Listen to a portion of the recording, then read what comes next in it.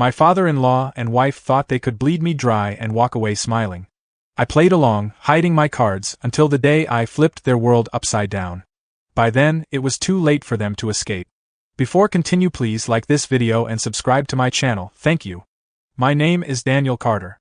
I'm 32 years old, and if you had asked me just a year ago, I would have told you I was living the dream. Stable job, steady income, a wife I adored, and enough savings in the bank to feel secure for the first time in my life. I wasn't rich by any stretch, but I had worked hard for over a decade, climbing my way up from an entry-level desk job to a position where I could finally breathe without worrying about every bill. Back then, I thought my biggest problem was deciding whether to invest in a small property or keep my money in savings. Funny how life can flip in an instant, and the people you trust most can become the ones who aim straight for your throat. Emily, my wife, was beautiful in that way that made people stop mid-conversation just to look at her. She had this effortless charm, a quick smile, a way of making you feel like you were the only one in the room. I fell for her fast. Too fast maybe. At the time, it didn't matter. When you're in love, you don't think about speed limit. You just put your foot down and enjoy the ride. Her father, Martin, was complicated. On the surface, he was warm, confident, and had this magnetic personality that could make anyone feel at ease. He knew how to tell stories that pulled you in, how to shake hands with a grip that made you feel respected. But there was something underneath, a flicker in his eyes that I couldn't quite name back then. The kind of look that says, I'm thinking about 10 steps ahead of you, and you don't even know it. When I first became part of their family, I felt lucky. They welcomed me in. Dinners at their place were always full of laughter and good food. Martin would toast to family success, and Emily would rest her hand on mine like we were a team in every sense of the word. If I had been paying attention, maybe I would have noticed the way Martin's questions always circled back to money. How much I made, how much I saved, whether my job was stable. At first, I thought he was just being protective of his daughter, making sure she married a man who could take care of her. I didn't realize he was mapping out a blueprint, not for our future, but for how to dismantle mine. It's strange, looking back, how the little things stand out. The way Emily would ask about my online banking passwords, just in case she needed to pay a bill.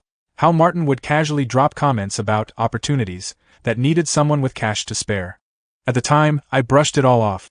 After all, you don't assume your wife and father-in-law are sizing you up like prey. If I'm honest, I was proud of my savings. I'd grown up in a family where money was always tight, where every unexpected bill felt like a crisis. Building up that bank account wasn't just about having cash, it was proof to myself that I'd made it. That I could stand on my own 2 feet without falling. I didn't know then that those savings were about to become the target of a plan so cold, so calculated, it would shake me to my core. I didn't know that behind the laughter at family dinners, behind the warm hugs and we love you with smiles, there was a silent agreement forming between my wife and her father, an agreement that had nothing to do with love or family, and everything to do with bleeding me dry. Back then, I thought storms always came with thunder and lightning. But this one started in silence. The first cracks in my perfect life didn't show up as explosions. They came as whispers. Little moments that, at first, didn't seem like much, but later, when I replayed them in my head, they made perfect sense. It started with Emily asking questions about my finances. Not in an aggressive way, but with a casual tone, like she was just making conversation. She'd lean against the kitchen counter, coffee mug in hand, and say things like, "So, how much do we have saved now?" Or "What's the exact number in our account?" I told myself it was normal, we were married, after all, and couples talk about money. But her questions became more specific. She wanted to know my monthly income down to the last cent, how much I was putting into my retirement plan, and whether I had any emergency funds. It was as if she was taking an inventory of every financial detail I had. Then Martin started to chime in. Over dinners or casual get-togethers, he'd drop in stories about amazing investment opportunities his friends had supposedly made a fortune from. Real estate deals, stock market plays, private business ventures, all things that sounded too good to be true. And every single one ended with him looking directly at me and saying, "You'd be perfect for something like this, Daniel." At first, I smiled and nodded, thinking he was just trying to include me in conversation. But after a while, I noticed a pattern. Every opportunity he pitched required a large amount of money up front. And conveniently, he offered to handle the details if I wasn't familiar with the process. One Sunday, we were all sitting in their living room when Martin brought up a once-in-a-lifetime property deal. He claimed he knew a developer who was selling land dirt cheap because of some loophole in the paperwork. Emily's eyes lit up, and she immediately turned to me, saying how it would be the perfect start for our future. She wasn't just suggesting, she was pushing. The more I hesitated, the more their tone shifted. Emily would sigh like I was being unreasonable. Martin would make comments like, "You can't let fear keep you from moving forward, Daniel. Real men take risks." It was subtle, but I could feel the pressure building. Then came the moment that made me pause for real. I was heading to the kitchen one night to grab a glass of water when I heard voices, Emily's and Martin's, speaking in low tones. I couldn't make out the full conversation, but I caught enough to freeze me in place. Martin's voice was firm, almost smug, as he said, "Once it's done, he won't see it coming." They stopped talking when they heard me coming. Emily smiled like nothing had happened, but I couldn't shake the unease creeping into my gut. That night, lying in bed, I stared at the ceiling and replayed those words over and over. Once it's done, he won't see it coming. What did that mean? Was it about me? Or was I just being paranoid? I wanted to believe I was overthinking. But something deep inside whispered that I wasn't. From that night on, the air around Emily and Martin seemed heavier. The friendly, casual tone they once used when talking about money was gone. Now it was more direct, more urgent, like they were on some invisible deadline I didn't know about. Emily began showing me listings for houses that were way beyond our budget. She'd scroll through her phone and hand it to me, her eyes full of excitement, saying things like, "Look at this one, it's perfect for us." The problem was, these perfect houses came with price tags that would wipe out most of my savings in one stroke. She wasn't suggesting anymore. She was insisting. Every time I pushed back, she'd get quiet and distant, her face set in a way that told me I'd done something wrong. It was the kind of silence that wasn't peaceful, it was punishment. Martin, on the other hand, was more aggressive. He started calling me at work with urgent opportunities. He'd speak fast, painting pictures of huge returns, then finish with lines like, "But you have to act now, Daniel. If you wait even a week, it'll be gone." It was classic pressure sales, but this was my own family doing it. And the guilt they wrapped around it was worse than any sales pitch. One night at dinner, Martin leaned back in his chair, fork in hand, and said, "You know, a man's worth is measured by the risks he's willing to take for his family."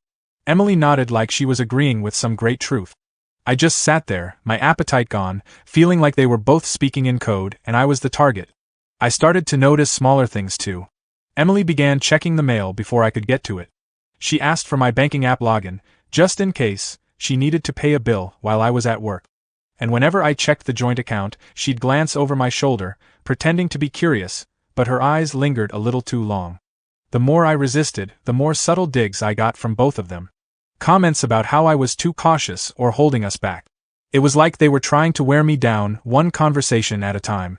The breaking point came when Emily suggested we combine all our accounts, savings, checking, investments, to make things easier. When I hesitated, she looked genuinely offended, as if my hesitation was proof I didn't trust her. That night, I lay in bed next to her, listening to her breathing as she slept. My mind kept circling back to that overheard conversation between her and Martin. The pieces were starting to fit together in a way I didn't like. I didn't know exactly what they were planning, not yet. But I knew this. If I didn't start paying closer attention, I might wake up one day and find that everything I'd worked for was gone. I don't know what exactly pushed me over the edge that night. Maybe it was the way Emily had been smiling at her phone earlier, or maybe it was the fact that Martin had called twice in one day about urgent paperwork he wanted me to sign. Whatever it was, I couldn't shake the feeling that something was already happening behind my back. So, after Emily went to bed, I sat down at my desk with my laptop and logged into my bank account. I told myself it was just to ease my mind. 10 minutes later, my stomach was in knots. There they were, several large withdrawals I didn't remember authorizing. Not once or twice, but a pattern stretching back months. Each transaction was just small enough to avoid triggering an immediate fraud alert, but together, they added up to tens of thousands of dollars missing. The money wasn't just disappearing, it was being transferred into our joint account, the one Emily had insisted we open for household expenses. At first, I thought maybe she'd used it for something we'd discussed, but then I noticed a detail that made my skin crawl. From that joint account, the funds were being moved again, into an account under Martin's name. I clicked through the records, my hands tightening into fists. The dates lined up almost perfectly with the times Martin had been pushing his so-called investment opportunities. For a few minutes, I just sat there, staring at the screen. It wasn't suspicion anymore. It was fact. Emily and her father weren't planning to take my money, they were already taking it. I wanted to storm into the bedroom and wake her up right then. I wanted to demand an explanation, to throw the evidence in her face. But a quieter, colder part of me stopped. If I confronted her now, I'd get excuses, maybe tears, and they'd go into damage control. I needed more than my own word against theirs.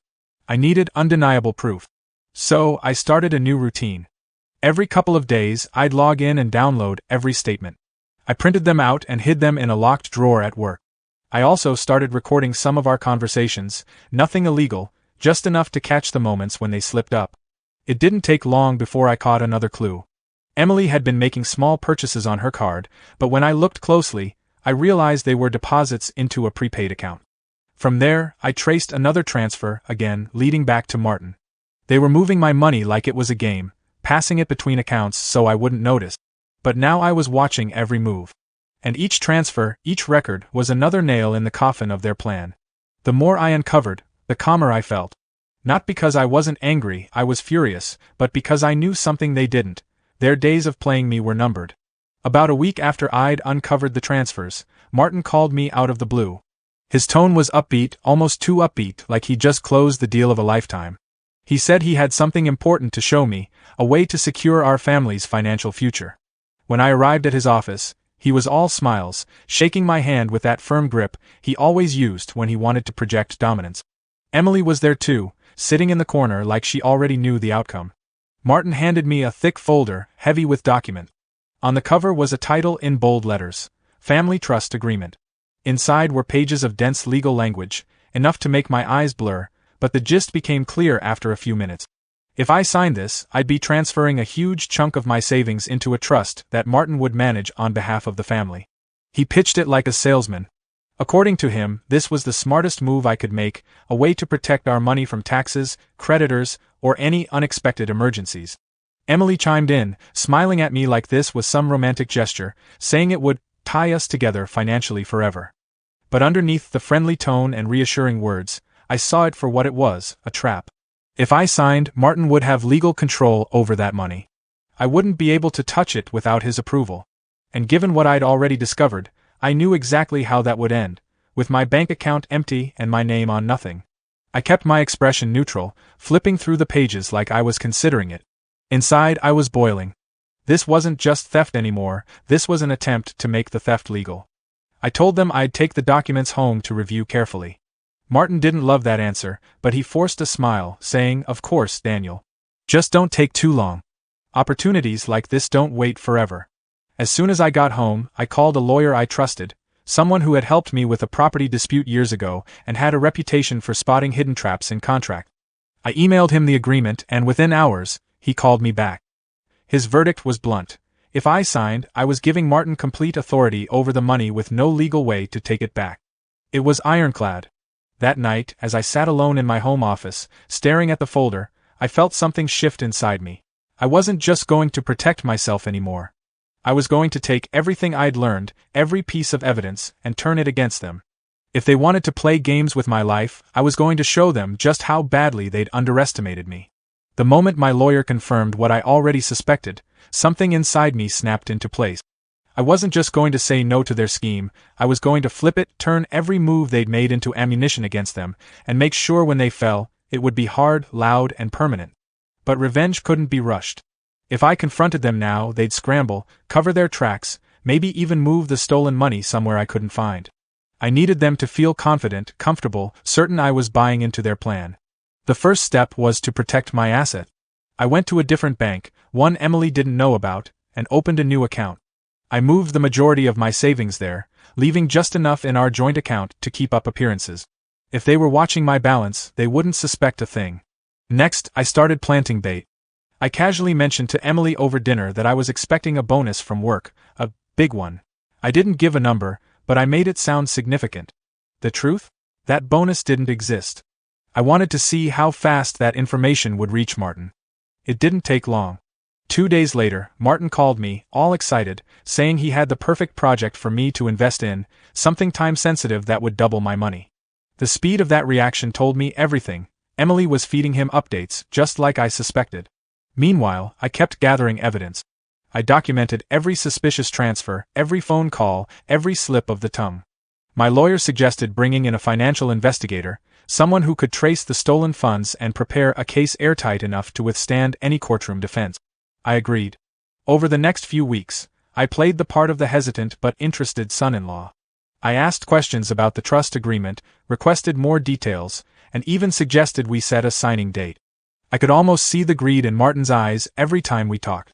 Privately, I coordinated with my lawyer and the investigator. On the day of the signing, we'd meet at Martin's office, and they would come with me, unannounced, armed with every scrap of proof we'd collected. The plan was simple. Let them think they were finally winning, then pull the ground out from under them so fast they wouldn't have time to catch their breath. By the time the date was set, I was ready. They didn't know it yet, but their days of smiling to my face while stabbing me in the back were almost over. The week leading up to the signing felt like a game of high-stakes poker. I had to keep my face calm, my voice steady, and my movements predictable. Any sign of hesitation or change in behavior, and they might suspect something. Emily was in a suspiciously good mood during those days. She'd hum to herself in the kitchen, scroll through her phone with a small smile, and even start talking about our future again, trips we'd take, cars we'd buy, renovations for a house we didn't own yet. She thought she was standing on the edge of a windfall. Martin was even more transparent. He called me twice to check in about the meeting, each time slipping in little reminders about how this is going to change everything for us, Daniel. If only he knew how right he was, just not in the way he imagined. Behind the scenes, my lawyer and the financial investigator had prepared everything. We had bank statements, transaction histories, recordings of conversations, and even traced routes of where my stolen money had gone. It was all tied neatly together, no loose ends, no gaps they could wriggle through. I also had one last piece of bait. The day before the signing, I casually mentioned to Emily that I'd be transferring a big chunk of money into the joint account so Martin could include it in the trust. I said it like it was no big deal, like I was fully committed now. In reality, it was a controlled deposit from my lawyer's account, marked, traceable, and meant to prove their intent to steal. That night, I barely slept. I lay in bed, staring at the ceiling, hearing the faint tick of the clock on the wall. I knew tomorrow would be the day everything shifted. By the time the sun went down, either they'd be walking out of Martin's office free and smiling, or they'd be walking straight into a legal nightmare. The morning of the meeting, I dressed like it was any other business appointment, suit, tie, polished shoes. But as I looked in the mirror, I saw something in my own eyes that hadn't been there for weeks. Calm. Not the fake calm I'd been performing for them, but the real kind, the calm that comes when you know you've already won. When I arrived at Martin's office, they were already there. Emily stood when I walked in, giving me a bright, practiced smile. Martin came around the desk to shake my hand, his grip firm, his eyes glinting with the kind of satisfaction only a con artist gets when he thinks the deal is done. They had no idea the trap had already been sprung. The room smelled faintly of Martin's expensive cologne, sharp, polished, calculated, just like him. He gestured for me to sit, sliding the thick folder of documents across the desk like it was a gift I should be grateful for. Emily sat beside him, her eyes gleaming with anticipation, one hand resting casually on the edge of the papers, as if to keep me from sliding them away. I opened the folder slowly, pretending to review the trust agreement again, my pen resting lightly in my hand. Martin leaned forward, his voice smooth and confident as he began explaining the terms, all the ways this would secure our future, all the benefits of centralizing control, all the little reassurances meant to keep me from looking too closely. Halfway through his pitch, I leaned back in my chair and smiled. Not the kind of smile you give when you're convinced, the kind you give when you've already decided the game is over. Martin, I said, my voice steady, before I sign anything, I think it's only fair you see something. I reached into my bag and pulled out a thick binder, identical in size to his folder, but mine was full of printed bank statements, transaction records, and note. I set it on the desk and flipped it open to the first page. There it was, a clear, undeniable transfer from my personal account to the joint account, followed by a matching transfer from the joint account into his. The dates, the amounts, the account numbers, all in black and white. Emily's smile faltered. Martin's eyes narrowed. I kept turning pages. More transfers, more proof. Some small, some large, all leading to him. Then came the screenshots from my banking app, the prepaid card deposits Emily had made, the investigators' traced routes showing where my money had been moved, and even the transcripts from recorded conversations where they discussed securing the money before I caught on. Martin's face drained of color, but he tried to keep up the act. "This is a misunderstanding," he started, but my lawyer, who had been sitting quietly in the corner until now, cut him off. The lawyer slid his own folder across the desk, this one stamped with the logo of the Financial Crimes Division. "Law enforcement has already been briefed," he said calmly. "They're aware of the pattern of transfers, the fraudulent intent, and the conspiracy between you and your daughter. If you'd like to explain this as a misunderstanding, you can do so to them." Emily turned to Martin, her voice rising, but he shushed her sharply, his jaw tight. He looked at me, and for the first time since I'd known him, the mask was gone. No charm. No confidence. Just raw, simmering panic. I closed the binder, slid it back into my bag, and stood. "You thought you could drain my bank account and destroy my life," I said quietly. "But the thing about playing games is, sometimes the other person knows the rules better than you think." I walked out of that office without another word, my lawyer right beside me. Behind us, the sound of Emily's voice turned shrill, Martin's voice low and furious. It didn't matter. Their plan had collapsed in one afternoon, and I had made sure there would be no way for them to rebuild it. The next few weeks felt like watching a building collapse in slow motion. Once the confrontation was over, the machine of the legal system began grinding forward, and when it moves against you, there's no stopping it. The Financial Crimes Division moved quickly. With the evidence my lawyer and the investigator had gathered, they didn't need months of digging. The pattern of transfers was blatant, the intent clear, and the cooperation between Emily and Martin undeniable. Both were charged, Martin with fraud, embezzlement, and conspiracy, Emily with aiding and abetting, as well as her direct involvement in some of the transactions. The police came to Martin's house first. I wasn't there to see it in person, but a neighbor who'd never liked him sent me a shaky phone video.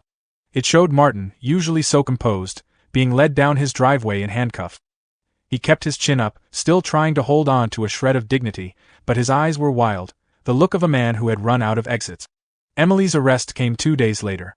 She showed up at my apartment unexpectedly, tears streaming down her face, claiming she wanted to talk things out. I didn't even have to respond. 2 plainclothes officers stepped out from a parked car and approached her. She froze when she saw them, then turned to me, her expression twisting from pleading to pure hatred in an instant. The news spread fast. Martin had spent years building his image as a respected businessman, a mentor to younger entrepreneurs. But within days, that image was in shreds.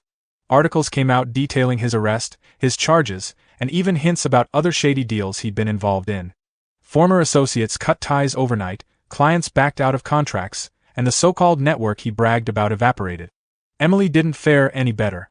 Friends she'd known since childhood stopped answering her calls.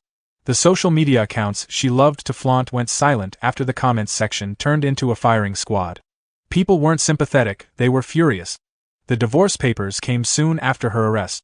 She didn't ask for a settlement, probably because her lawyer told her it would only invite more scrutiny. I signed without hesitation. That chapter of my life was over. Financially, I came out unscathed, better, in fact, since the court ordered restitution. Every cent they took from me would be paid back, though I doubted Martin could ever cover it all. That wasn't the point. The real victory was that they could never use my name, my trust, or my money as tools for their greed again. One afternoon, I walked past Martin's old office building. The windows were dark, the company sign taken down. The place that had once been his kingdom was just another empty space waiting for a new tenant. I stood there for a moment, taking it in. It didn't feel like triumph in the cinematic sense, no cheering, no swelling music. It was quieter than that. It was the deep, settled peace of knowing I'd been targeted, tested, and I hadn't just survived. I'd won. When I look back on everything that happened, it's not the money that sticks in my mind the most. It's the faces. Emily's face when she realized I'd caught her. Martin's face when the evidence landed on his desk. Those expressions were worth more than every dollar I ever earned. I used to think betrayal was something that came with warning signs you could see from miles away. Now I know it's usually quieter than that. It's in the little comments that seem harmless. It's in the questions that dig just a little too deep. And it's in the way someone can smile at you while planning how to gut you from the inside out. I also learned that protecting yourself isn't selfish, it's survival. Too often, we tell ourselves we're overthinking, that we should trust more, love more, give more. But the truth is, trust without boundaries is just an invitation for the wrong people to take everything you have. Martin and Emily thought they had me cornered. They thought I was just another easy mark. But here's the thing about playing dirty, sometimes the person you're trying to fool has been paying attention all along. And when the tables turn, the fall is a lot harder than you imagined. Now, my life is quieter. My circle is smaller. I keep my finances guarded, and my trust even more so. I've rebuilt, not just my bank account, but my confidence. And every time I think about what they tried to do, I don't feel bitterness anymore. I feel something better, the satisfaction of knowing they'll never get a second chance. Because in the end, I didn't just stop them from destroying my life. I destroyed the one they were so proud of. And I did it on my terms. Please like this video and subscribe to my channel. Thank you.